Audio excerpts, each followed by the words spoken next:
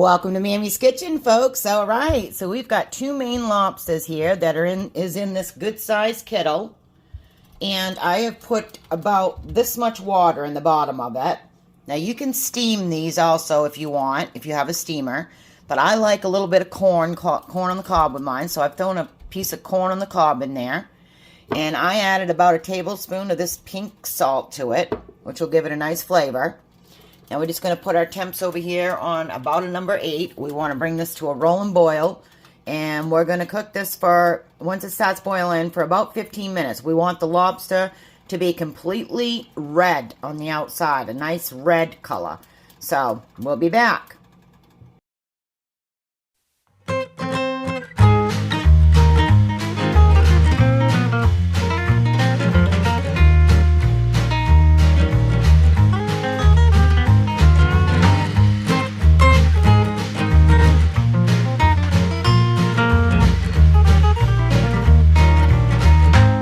So let's take a peek. Ooh, all right. Yeah, see how orange and red those are?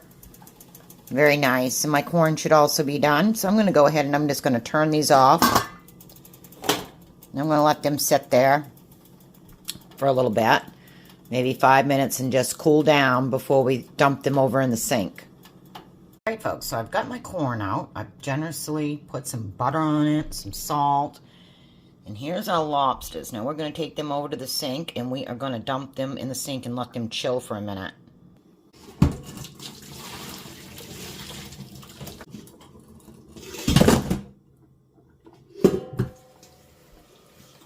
Alright, I like to just rinse mine a little bit with some hot water. I'm just going to let these sit. Now, let them sit there and cool. And I rinse them so that you can get this stuff here off. Folks, so here's a few utensils that we will need to use. If you don't have a crab meat picker, you can use a carrot peeler. We have a nut picker. Got a lobster picker here. A nice solid knife. And I usually use a tenderizer mallet, but I can't seem to find mine, so I've got a hammer out just in case we need to get into those claws. All right? So we're getting ready. These lobsters are cooling down, and we're going to start picking these. All right, so these are still a little bit warm, but I want to start picking these. Now, I want to make sure you can see me. All right, so the first thing I'm going to do is I'm going to snap that right there, and we're going to, this is why we do this over this. See all the juice that's going to pour out? So this is what we call the tail, okay? The first thing we want to do with our tail, I want to make sure you guys can see me. Let me see. Move you in there a little closer. Okay, so the first thing we want to do with our tail is we want to take this fin right here, and we just want to snap that. We want to snap that right off. That's trash. And I mean, if you want to get real particular, there is a little bit of meat inside of each one of these. But, I mean, it's just not even worth picking out. So, it's not worth the time. Now, what you want to do is, you want to take your finger, and you want to stick it right in the tail. I'm going to do it this way. Let me see. This way, yeah, this end. Smaller end. You just want to push. Just push that right out. And that meat will come right out. Just like that. Okay? Now, this piece here, we want to pull back. Alright? This is good. We're going to put that in our plate. Now, see this here?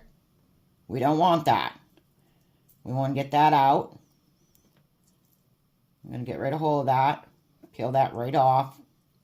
Just like that. Okay? And then we have a nice piece of meat. Put that in our plate. I'm going to go over here and we're going to go to our claws. Now, some people pick the body out. Some people actually pick out these little teeny fellas here. And you can actually open these up like this and suck on them. And there's always some great juice in them. Great flavor. Now, there's not a lot of meat in there. So, to me, it's not really worth picking all this out. Say, a little bit of meat you get. But you can eat that as you go along. So, back to the claws. I'm going to break these down. I want to break them over the sink because see the juice that comes out of them when you break them? They're messy. Okay? So we have the knuckle, which we want to... Now these have prickles on the... all over them. There's little prickles. If you don't be careful, you will cut your hands. So a lot of people wear gloves.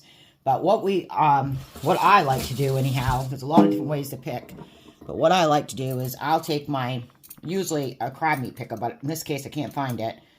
And we're just going to put our thingy in there, and we're going to pick that meat right out of there with our crab meat picker, just like so. Put it over here in our bowl. And then we're going to go like this. I'm going to snap that right off. That meat's gone. We're going to pull this meat out. See that? Pull that meat right out of there. And put it over here in our bowl. Or my plate in this case. Okay, we're going to get as much as we can. Now we have this part of the claw. Now we're just going to snap this like that. It's no good. Now if they're soft, you can snap these. This one is hard. So what I do with this one, I'm going to set it aside. I'm going to set my claws aside because we're going to do our claws with the hammer.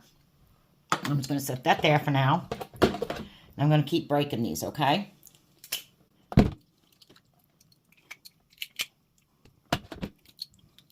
Stick it right in there and pull.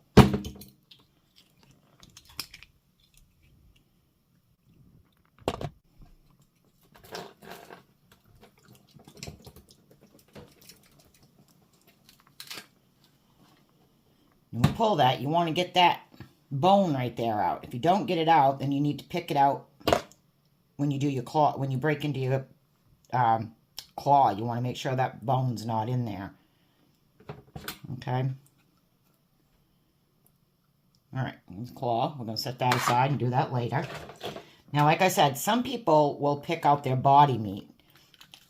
And that's basically just breaking off the legs here. They'll pick the legs too. And then they go in and this is too big to do it. You'll get shells. But if I go in here with my actual lobster picker here, you can actually see the body meat. See? No body meat in there. I don't normally do this. I feel like it's just not worth it. But some people do. Some people will pick every single little bit of the meat out. So this is how you would pick the body meat if you was to pick the body meat. Now when you're picking body meat, you got to be careful. You got to make sure you've got the right, type of picker, because you'll get little teeny bones that you can't see. They're like see-through. So you have to be real careful. You have to really make sure you got the right type of picker when you're doing this. So I'm not going to bother with this. But it's too time consuming for what little you get. You only get like a bite worth of meat. All right. We're going to go back over here. I got another one. We're just going to go ahead and break that tail right off. Just like that. Snap the back of the fin. Push your hand through. And we want to peel this right off. This is a female. And how we know it's a female, you can see that orange? That's eggs. Those are eggs. Okay, we're going to keep that. We don't want this. I'm going to get rid of all this here. Alright, I'm going to keep that. And we're going to break our claws. Any body meat up in there we want.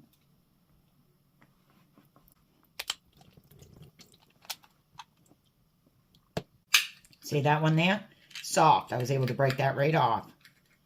So, I'm not a big fan of that meat, but you can see that this shell here was a little softer. And the meat there was not a lot of meat in that one. I'm going to go in and I'm going to dig out this meat.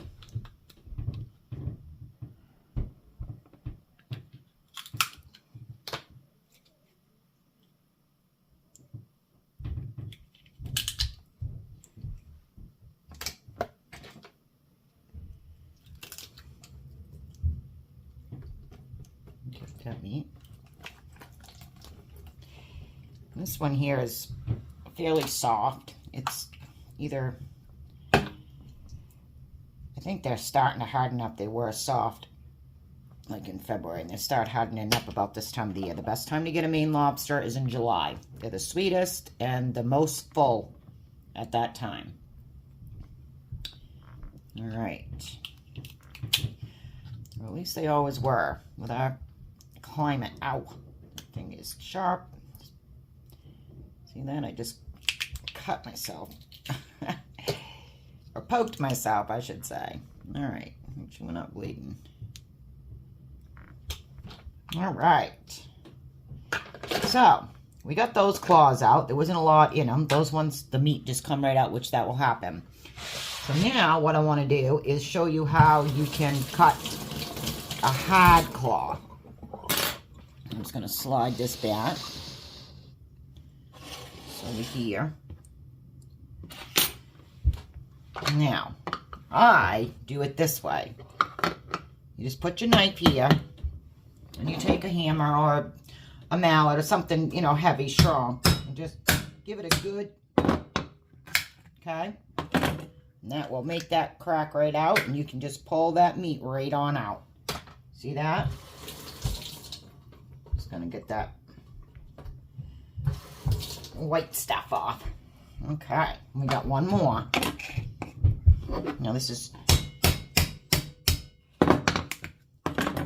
see how easy that is? Easier on the hands too.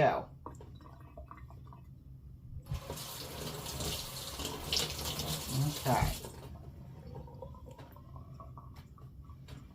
And if you have an issue and, you know, it's kind of stuck in there or whatever, you can just use your little picker, get it all out.